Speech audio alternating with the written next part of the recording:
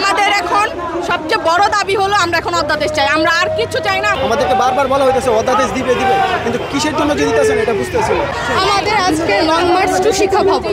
রাষ্ট্র যখন আমাদের স্বীকৃতিটা দিবে তারপরে থেকে আমাদের যাতে কার্যক্রমটা খুব দ্রুত সময় শুরু হয়, আমরা সেটার জন্য এখানে এসেছি। আজকে যতক্ষণ পর্যন্ত আমাদের নির্দিষ্ট সময়সীমা না দিবে অধ্যাদেশ দেওয়ার, ততক্ষণ পর্যন্ত আমরা মাঠেই থাকব। এক হয়েছে ঢাকা কলেজ এবং ইডেন কলেজের শিক্ষার্থীরা। আমরা এই মুহূর্তে দেখতে পাচ্ছি তারা মূলত শিক্ষা ভবন অভিমুখে যাত্রা শুরু করেছে। এই যাত্রাটি হচ্ছে ঢাকা সেন্ট্রাল ইউনিভার্সিটি করার যে প্রয়াস চলছে বেশ কিছু সময় ধরে, সেই অংশীজনদের দেওয়া মতামতের ভিত্তিতে ঢাকা সেন্ট্রাল ইউনিভার্সিটি আইন 2025-এর চূড়ান্ত অধ্যাদেশ জারির দাবিতে তারা মাঠে নেমেছে। শুধু ঢাকা কলেজ এবং ইডেন কলেজই নয়, এখানে মাঠে নেমেছে বাংলাদেশের ঢাকা সেন্ট্রাল ইউনিভার্সিটির অধিভুক্ত 7টি কলেজ, এবং এই 7 কলেজের শিক্ষার্থীরা সবাই এখন শিক্ষা ভবন অভিমুখে যাত্রা শুরু করেছে। আমরা প্রশাসনিক নজরদারি সেটিও কঠোর অবস্থানে দেখেছি। ইতোমধ্যেই এই যে পদযাত্রা, সেই পদযাত্রাকে ঘিরে চারদিকে প্রশাসন অবস্থান করছে। অন্য দিকে আমরা দেখেছি শিক্ষা ভবন এলাকায় অতিরিক্ত পুলিশও মোতায়েন করা হয়েছে।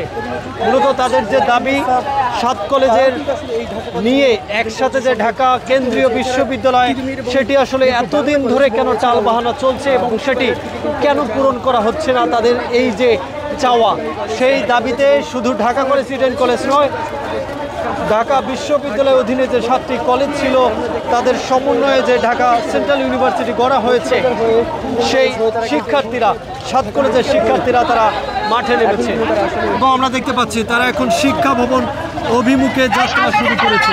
আমাদের এখন সবচেয়ে বড় দাবি হলো আমরা এখন অধ্যাদেশ চাই, আমরা আর কিছু চাই না, আমাদের অধ্যাদেশ দিতে হবে।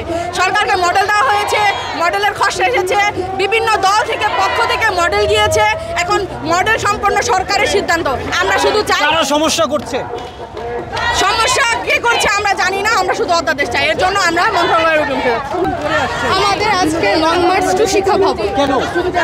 আমরা চাই আমাদের অধ্যাদেশ অতি দ্রুত দিতে হবে এবং বিভিন্ন মহলের বাধায় মডেল যেটাই হোক সেটা রাষ্ট্র যেটা ভালো মনে করছে, কিন্তু আমরা সেটা আমরা জানি না, কিন্তু আমরা অতি দ্রুত অধ্যাদেশ চাই।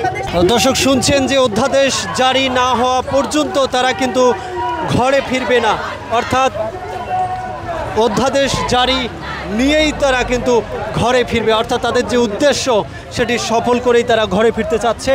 তবে এই যাত্রা যখন শিক্ষা ভবন অভিমুখে শুরু করেছে তখন কিন্তু আমরা শুরুর দিকে দেখেছি ঢাকা কলেজ প্রথম দিকে তাদের ক্যাম্পাস থেকে বের হয়েছে, এরপর ইডেন কলেজ এলাকায় আসলে তারপর তারা একসাথে হয়ে এখন যাত্রা শুরু করেছে।